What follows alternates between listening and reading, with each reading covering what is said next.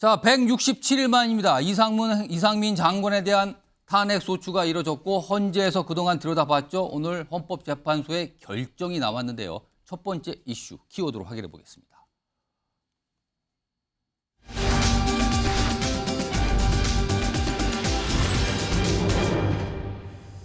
자, 이태원 참사가 지난해 있었고 지난 2월 8일 국회에서 탄핵 소추안 통과됐지요. 그 내용과 관련돼서 오늘 헌재의 결정이 나왔는데요. 오늘 헌법재판소의 여러 가지 모습이 있고요. 그다음에 그동안 논란이 됐었던 이상민 장관의 발언 같이 묶었습니다. 들어보시죠.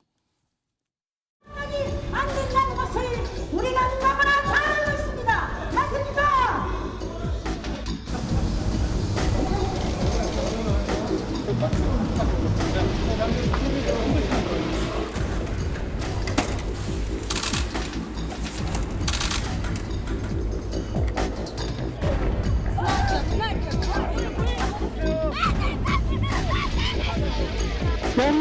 모든 국가의 행정기관들은 159명의 군인을 동원하였습니다.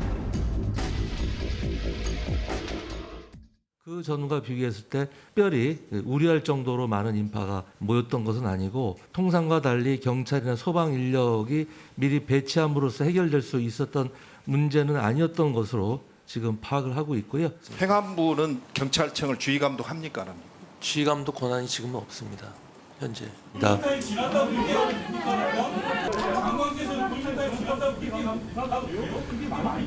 제가 그 사이에 놀고 있었겠습니까, 의원님? 한번 상식적으로 한번 생각을 해보십시오.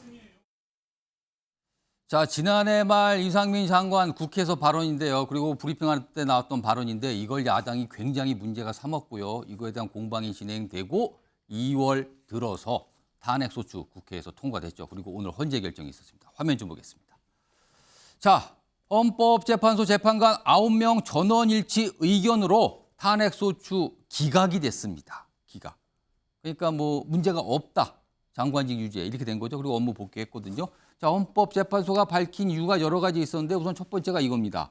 이상민 장관 발언은 부적절하나 파면을 정당화할 정도는 아니다. 이런 결정을 합니다. 일단 지적을 했어요. 과거에 났던 방금 영상에 났던 발언들이 좀 포함되거든요. 부적절하지만 그걸 가지고 파면을 시킬 수는 없다. 이런 취지의 내용을 설명을 좀 한 겁니다. 사실 뭐 그동안 굉장히 이슈였는데요. 오늘 헌법재판소의 판단이 나온 뒤에 여야 논평을 좀 내놨거든요. 확인해 보겠습니다.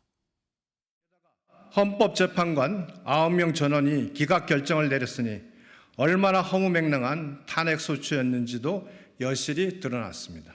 재난안전중부처는 행안부의 손발을 묶어 정작 재난 상황에서 책임을 다하지 못하게 만든 것은 바로 민주당입니다. 이제 민주당이 책임져야 할 시간입니다. 국민 피해를 가중시키는 민주당의 습관적 탄핵병, 반드시 죗값을 치러야 할 것입니다.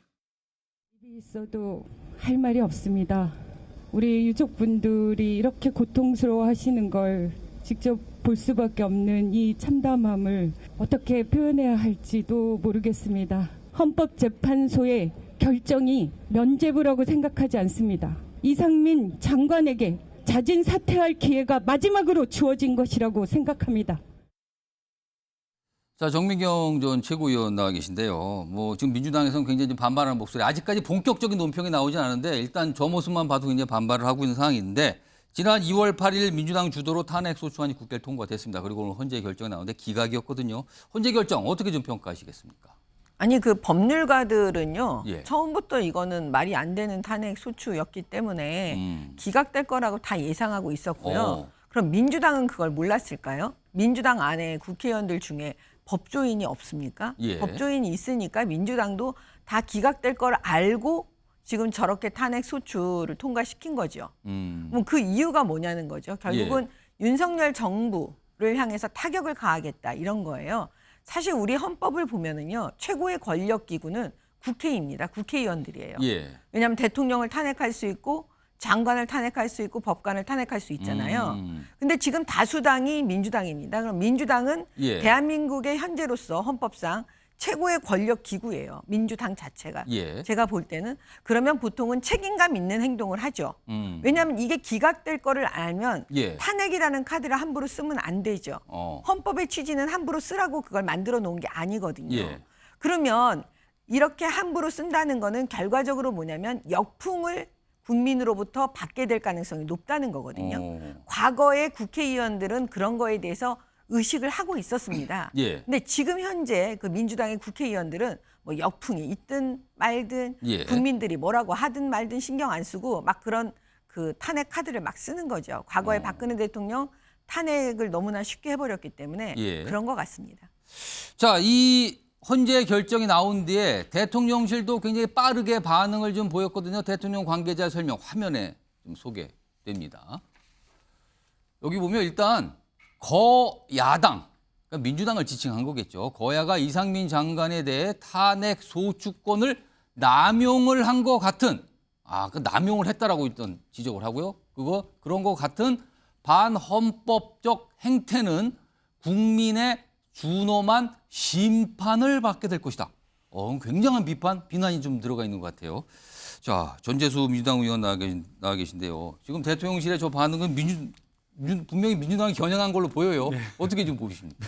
미리 준비를 해놨던 그런 내용인 것 같습니다. 예. 아주 꼼꼼하게 준비를 한 것 같습니다. 일단은 그 대통령실이 입장 표명을 상당히 선택적으로 하고 있다. 이런 생각을 지울 수가 없습니다. 선택적이라고 하면 어떤 하고 싶은 다른 것만. 사안은 얘기를 안 한다. 하고 싶은 것만 그리고 자기들에게 유리한 것만 해명을 하는. 예를 들면 대한민국 헌정 역사상 현직 대통령의 장모가 구속이 됐지 않습니까? 예. 그리고 구속 사유도 상당히 불량합니다. 죄질이 상당히 불량하죠. 예. 자본주의 경제 질서의 근간을 무너뜨릴 수 있는 말하자면 통장 잔고를 위조한 겁니다. 예. 자본주의 경제 질서를 무너뜨릴 수 있는 거죠. 예. 이것에 대해서 대통령실이 입장 표명이 한마디도 없습니다. 더더구나 대통령께서 우리 장모는 이런 하나 손해 끼친 적 없다. 오히려 사기를 당했다. 이렇게 말씀을 했지 않습니까? 10원 하나 그렇잖아요. 그 말씀하시는 건가요? 그런데도 입장 표명이 없고 더더구나 또 김건희 여사가 해외 순방 중에 경호원들 16명이나 경호원들 그런 명품 쇼핑하러 다니는데 경호원들 데리고 다니라고 경호원들이 있는 거 아니거든요. 예. 그런 측면에서 해명을 되게 이게 선택적으로 한다라는 말씀을 드리고 예. 고위공직자와 선출직 공직자는 법으로 사는 사람이 아닙니다.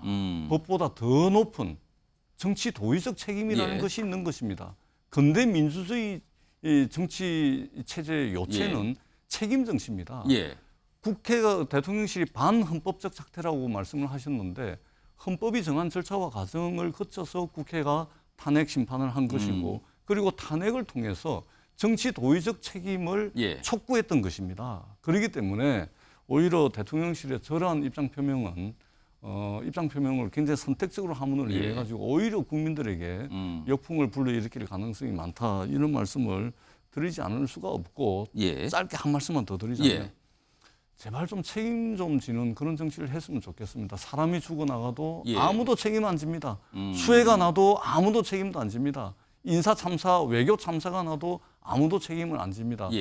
무도한 시대가 도래한 것이 아닌가라는 그런 안타까운 마음을 가질 수밖에 없습니다. 자, 헌법재판소 많은 분들이 기다렸죠. 결정은 나왔습니다. 이상민 장관 오늘부터 업무에 복귀해서 지금 오후 한 5시 정도부터 수해 현장을 방문한다는 얘기까지 예고가 됐는데 지금 아마 현장에 있을 것 같아요. 그래서 업무를 시작을 다시 했는데 자, 과연 내일부터 국회에서는 어떤 시선과 입장이 나올지 이걸로 뭔가 매듭이 지어질지 아니면 뭔가 또 다른 갈래의 길을 잡고 뭔가 또 갈등이 벌어지는 건지 좀 지켜봐야 될 것 같습니다.